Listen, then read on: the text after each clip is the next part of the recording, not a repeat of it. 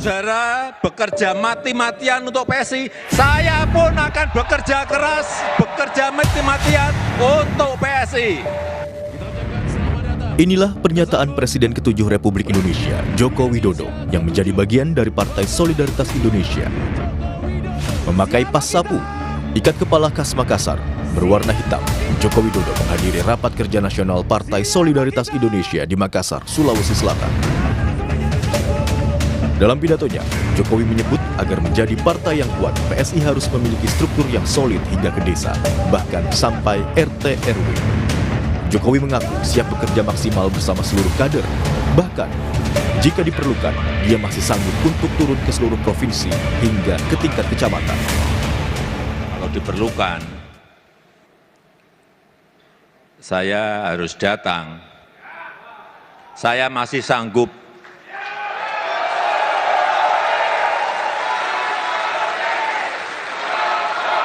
Saya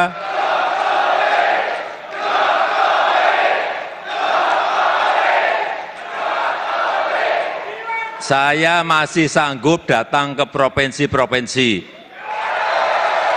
Semua provinsi.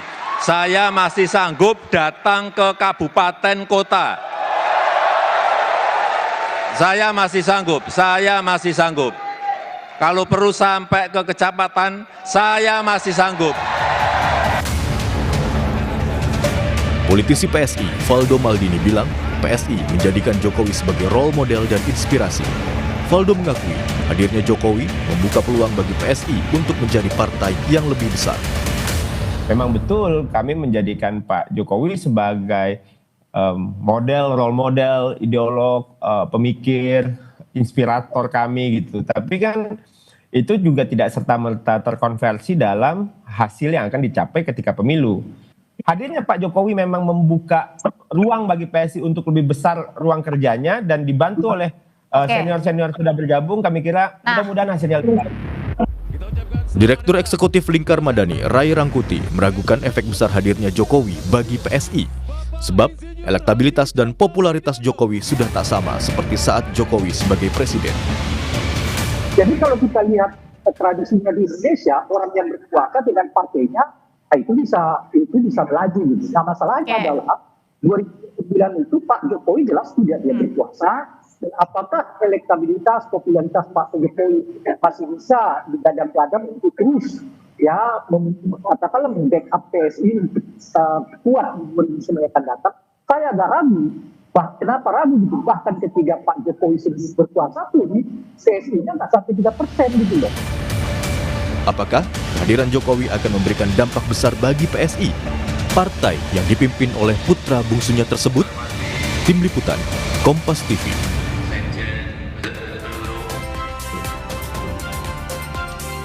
PSI berharap hadirnya Presiden ke-7 Republik Indonesia Joko Widodo bisa menjadikan PSI partai besar. Sejalan dengan itu, Jokowi menyatakan siap dan bekerja keras dan mati-matian bersama dengan PSI. Kemudian, apakah kehadiran Jokowi akan membawa dampak besar bagi PSI? Kita akan bahas bersama dengan Ketua DPP PSI Bidang Politik Bestari Barus dan Direktur Eksekutif Parameter Politik Indonesia Adi Prayitno. Selamat pagi Bang Bestari, Mas Adi. Selamat pagi. Selamat pagi, Mas. Ya, Bang Bestari, kemarin kita saksikan bersama-sama ya, Pak Jokowi memberikan motivasi gitu ya sebagai Presiden ke-7 Republik Indonesia, menyinggung soal banyak akan bergabung lagi nih dari tokoh nasional, tokoh daerah, sampai kabupaten ini akan ke PSI.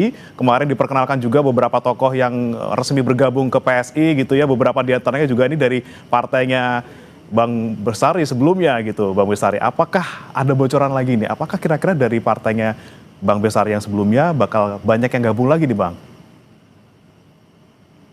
Ya, saya kira kemarin itu awalan saja ya, bahwa beberapa yang kemudian dijaketkan dari berbagai macam asal partai politik. Dan saya kira ada satu yang istimewa ya, sementara ini Bung Rusdi Mase yang masih aktif sebagai anggota DPR, bahkan kemudian menyatakan bergabung. Nah ini saya kira satu dari 15 sampai 20 lagi yang akan bergabung gitu ya. Sampai Ke 20 nih depan Bang yang Bestari. bahkan mungkin lebih kali ya gitu. Tapi masih menunggu waktu, kecocokan waktu, dan mudah-mudahan ini memperkuat keberadaan Partai Solidaritas Indonesia di belantika politik nasional gitu. Oke, Bang Bestari, ini kan lagi-lagi Pak Jokowi kemarin bilang bahwa akan bekerja keras gitu ya, kemudian juga dalam tanda kutip bakal bisa bergabung untuk sama-sama lah sampai ke RT, sampai ke RW untuk bisa memperkuat jaringan PSI gitu ya. Nah, dari mungkin teman-teman Bang Bestari yang dari partai sebelumnya yang tadi akan bergabung gitu ya, ini benar-benar yakin sekali memang sosok Pak Jokowi ini bisa membuat PSI lebih besar. Ya, harapan kita seperti itu, dan itu bukan sekedar harapan, tapi begini, bahwa banyak yang mengatakan PSI ini pada waktu Pak Jokowi masih jadi presiden saja tidak lolos threshold gitu.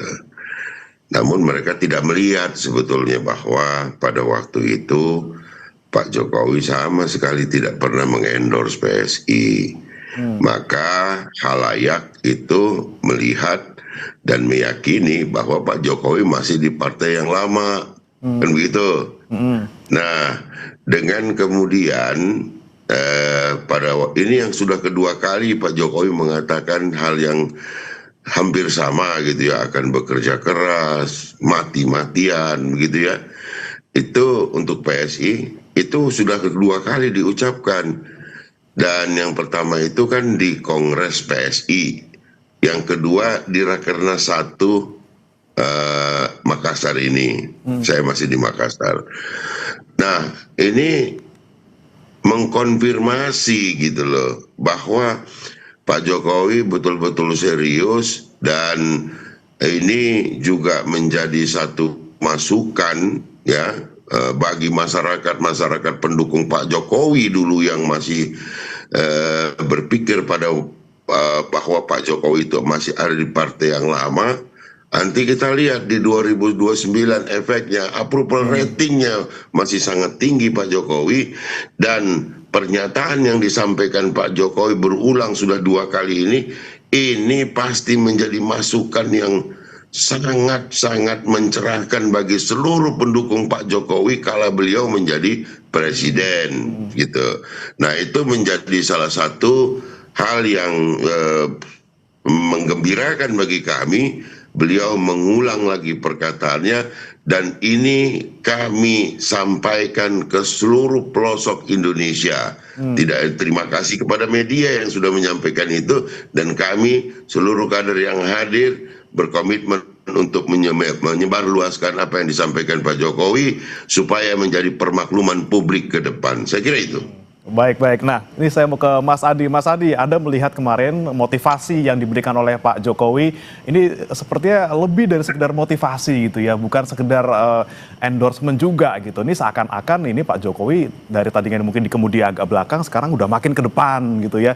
Buktinya sekarang efeknya sudah luar biasa, walaupun belum distruktur, tapi banyak sekali yang kemudian dalam tanda kutip nih hijrah ke PSI dari partai sebelumnya. Melihatnya seperti apa, Mas Adi?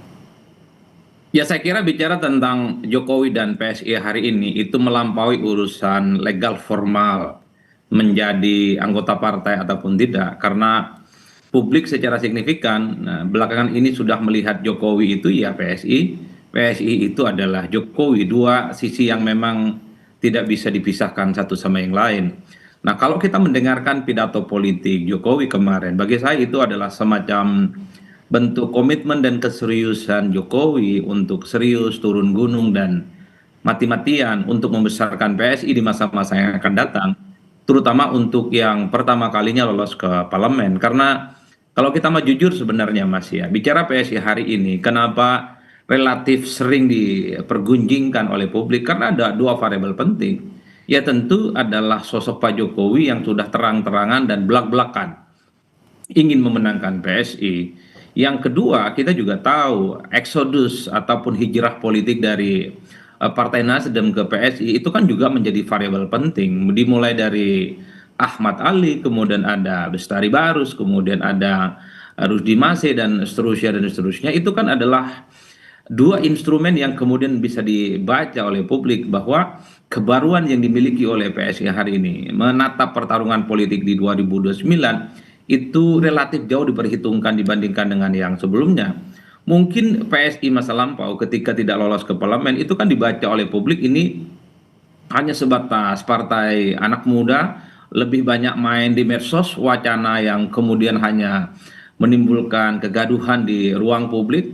Tapi ketika Jokowi bergabung, kemudian ada Bestari Barus, kemudian Ahmad Ali dan Rusdi Masih, ini kan menjelaskan bahwa berpartai itu bukan hanya membangun narasi dan besar di media sosial, tapi membangun networking dan jejaring-jejaring yang kemudian bisa dikapitalisasi sebagai sumber daya ekonomi politik kepentingan bagaimana membesarkan partai ini. Itulah yang saya sebutkan. Per hari ini tentu dengan kemarin rakernasnya PSI di Makassar tentu saja, ini kan sebenarnya adalah untuk mensublim bagaimana PSI itu meyakinkan langkah politik mereka menghadapi pertarungan-pertarungan politik, khususnya untuk yang pertama kalinya lolos ke parlemen.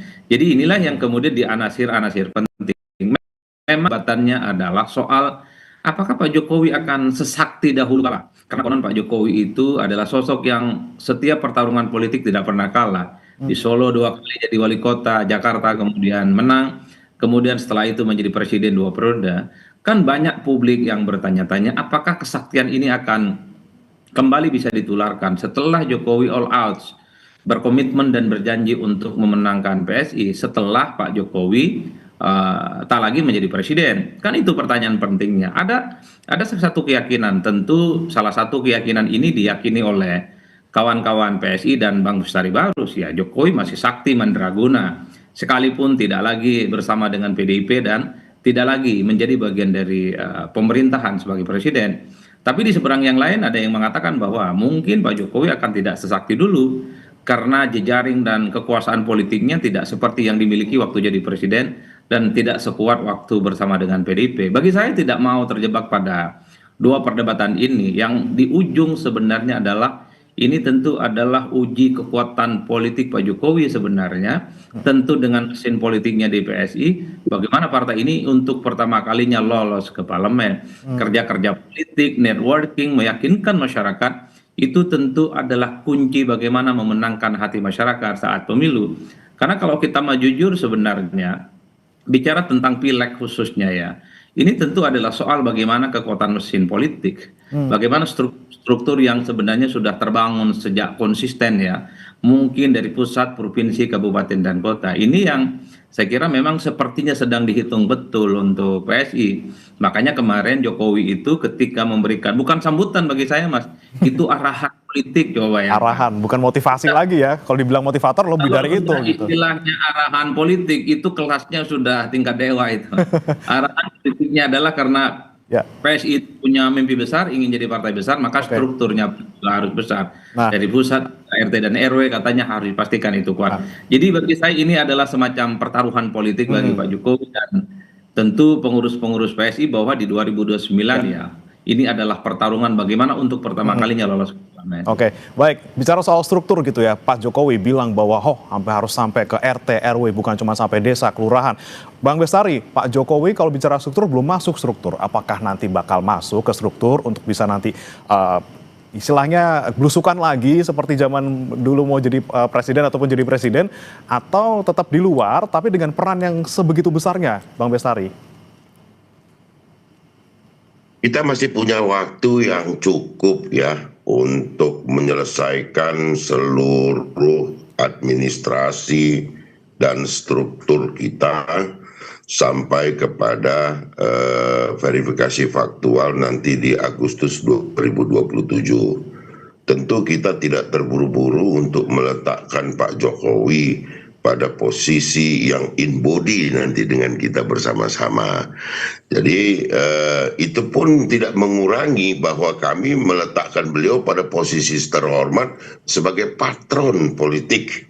Bagi kami sebagai inspirator. Nah, kalau dikatakan apakah pasti akan bergabung, saya katakan 99% itu Pak Jokowi wajib bergabung dengan PSI. Oke, Sudah berarti 2 kali menyampaikan hal-hal yang dukungan kepada PSI, dan bagi kami tentu menjadi penting setelah kami siapkan seluruh struktur ini, baru beliau ikut bersama-sama kami mewujudkan apa yang disampaikan kemarin, janjinya mati-matian turun sampai ke tingkat kecamatan bahkan pun. Saya kira itu. Berarti udah pasti ya, ini kita bisa pastikan 99,9% gitu ya. Ini Mr. J adalah Jokowi dan tinggal nunggu kesiapan administrasinya saja gitu Bang Bestari ya. Saya kira itu patut menjadi permakluman bagi seluruh masyarakat, khususnya pada umumnya dan khususnya kepada seluruh pendukung Pak Jokowi selama menjadi presiden 2 periode. Oke, baik. Nah, ini bicara lagi soal tadi tidak hanya sampai ke kecamatan ataupun desa, tapi juga bahkan sampai ke RT RW. Kalau di kecamatan desa ada DPRT gitu ya. Nanti kalau misalnya sampai ke RT RW, jadinya apa nih? Apakah jadi daun atau seperti apa nih? Kalau dari ranting makin kecil lagi ke daun. Seperti apa nanti kira-kira bentuknya jaringan yang akan dibangun oleh PSI untuk ini bersama-sama dengan Pak Jokowi memperluas jaringannya? Gini, verifikasi faktual itu kan disyaratkan hanya kepada DPP, DPW, DPD, dan DPC. Namun beberapa wilayah kami sudah menyiapkan bahkan sampai Dewan Pimpinan Ranting ya, itu setingkat kelurahan. Tentu dari tingkat kelurahan ini pun akan kita instruksikan di bawah komando dari DPD untuk menyiapkan kader-kader TPS yang akan mengawal suara kita. Kita butuh lebih dari 830.000 orang ya untuk mengisi TPS-TPS tersebut, dan untuk mewujudkan kita mau menang, kita mau ada di dalam belantika politik nasional dan menjadi salah satu poros yang cukup diperhitungkan ke depan. Saya kira itu ini membawa juga strategi yang bisa dilakukan untuk merebut kembali kandang yang sebelumnya yang mungkin sebelumnya gimana ya, dari Banteng mungkin ke Gajah gitu, mau diambil lagi di Jawa Tengah mungkin, Bang Bestari? Saya kira begini, sejarah mencatat ya, dalam kontestasi 2 pemilu itu, presiden dan gubernur itu, kami berada di dalam posisi berkoalisi dengan pemenang gitu ya, dengan Pak Prabowo gitu ya. Nah, itu membuktikan kok nggak terlalu istimewa juga kan pada waktu itu, sehingga kalah pada 2 kontestasi itu. Artinya ada ceruk yang bisa kami ambil di sana ya. Kalau mungkin pada hari nanti di 2009 ini kandangnya masih kecil-kecil, di 2034 kita akan kuasai itu. Oke, baik. Nah, Mas Adi, kalau kita lihat memang ini besar sekali keinginan PSI untuk bisa lolos ke Senayan, tapi tentu saja ada target lainnya yang akan mungkin ditargetkan oleh PSI. Anda melihat mungkin dengan kondisi Jokowi efek sekarang yang kita lihat kemarin di Rakernas dan juga mungkin ke depannya kemungkinannya seperti apa? Anda melihatnya seperti apa, Mas Adi? Apakah kemudian realistis untuk bisa lebih dari parlemen gitu? Ya, saya kira memang realistis utama itu adalah lolos ke parlemen. Apalagi misalnya soal kemungkinan ambang batas parlemen itu tidak lagi 4% sesuai dengan putusan Mahkamah Konstitusi yang menganggap ambang batas 4% itu layak untuk dikoreksi. Kalau di bawah 4%, maka partai-partai politik non-parlemen seperti PSI, mungkin juga adalah kawan-kawan seperti P3 dan Hanura dan seterusnya, itu soal kemungkinan lolos ke parlemennya masih cukup terbuka. Nah, yang kedua bagi saya, di PSI ini kan pernah ada satu eksperimen politik di mana Pak Jokowi itu dianggap sebagai figur sentral juga di pemilu 2024, misalnya ketika melihat begitu banyak atribut-atribut yang dimainkan oleh PSI saat itu. Ada foto Pak Jokowi dengan Mas Kaisang sebagai ketua umum partai, tapi kata Bang Bestari itu tidak kampanye dulunya, masih menganggap Pak Jokowi itu masih bagian dari PDIP. Kalau itu rumusnya, maka tidak boleh tidak di tahun-tahun yang akan datang, maka wajib hukumnya bahwa PSI itu harus mengkapitalisasi secara total figur sentral yang namanya Pak Jokowi. Bagi saya Jokowi ini bukan hanya soal inspirator, bukan hanya soal figur utama dan ideolog PSI ya, tapi bagi saya Jokowi itu adalah imam besarnya PSI. apapun judulnya PSI di masa-masa yang akan datang ya sangat tergantung dengan Pak Jokowi.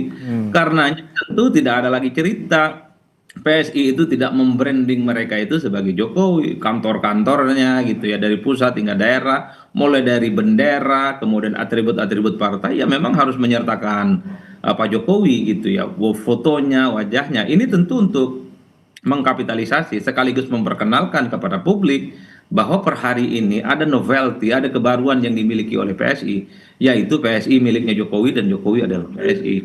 Hanya dengan cara itu bahwa keyakinan Jokowi itu masih sakti mandraguna, kira-kira secara perlahan mungkin bisa ditularkan soal asosiasi politik Jokowi di masa-masa yang akan datang. Karena di 2024 Jokowi kelihatan memang agak sedikit menahan diri dan tidak mau vulgar terbuka misalnya mengkampanyekan untuk memenangkan PSI. Tapi karena sudah kadung Jokowi adalah PSI, sudah 2 kali memberikan arahan politik, siap total full power, turun gunung, mati-matian, serius dan militan memenangkan PSI, maka setelah Rakernas ini tentu saja tak ada cerita lagi bagi PSI.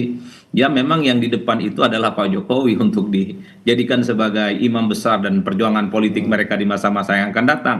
Jangan lagi setengah-setengah, jangan lagi malu-malu, ini saatnya. Karena apapun judulnya, ini yang saya sebut sebagai pertaruhan politik Pak Jokowi khususnya. Kalau PSI lolos di parlemen di 2029, maka satu-satunya sosok yang paling banyak mendapatkan apresiasi pastilah Pak Jokowi. Betul. Oke, baik. Nih, Bang Bestari. Bang Bestari. Tapi sebaliknya kalau nggak lolos ke parlemen, Pak Jokowi juga yang akan banyak dicari. Tentu Bang Bestari harus juga. Jadi, harus all out gitu ya. Bang Bestari juga sudah mengkonfirmasi tadi, kita bisa kutip 99% gitu. Pak Jokowi bakal masuk ke struktur, tinggal nunggu administrasinya saja. Bang Bestari, lagi-lagi nih kita bicara soal kemarin pembicaraan Pak Jokowi, mungkin bukan di dalam arahannya gitu ya, tapi di luar gitu Pak. Jokowi ditanya soal target PSI di 2029, selain soal lolos parlemen juga ada target lain tapi belum dibocorin gitu loh Pak. Ini kita ngomongin soal target apa, sebenarnya apa sih yang ditargetkan PSI? Apakah mungkin Mas Gibran maju lagi di Pilpres atau seperti apa? Saya kira itu sudah tidak lagi rahasia bahwa Pak Jokowi juga sudah menyampaikan beberapa kali bahwa harapan ke depan adalah bersikap pasti gitu mendukung Pak Prabowo dan Mas Gibran 2 periode. Jadi supaya dukungan itu lebih berarti, maka PSI harus memberikan kontribusi gitu, dalam arti bahwa memberikan dukungan kepada jalannya roda pemerintahan hari ini bahkan sampai ke depan.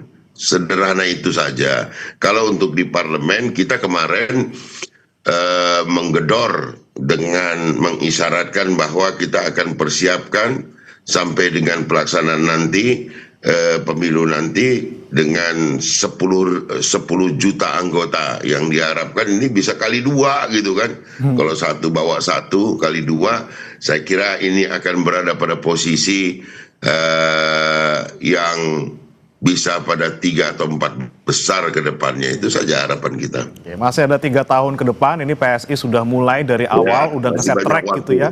Bukan nunggu di peron lagi, sudah ngeset dari awal tracknya. Kita lihat bagaimana Jokowi Effect ini bisa membuat PSI nanti berhasil di 2029 jika kemarin Anda hadir dan melihat bagaimana kami melaksanakan Rakernas, maka standarnya adalah sudah menyamai seluruh partai yang sudah berada di parlemen.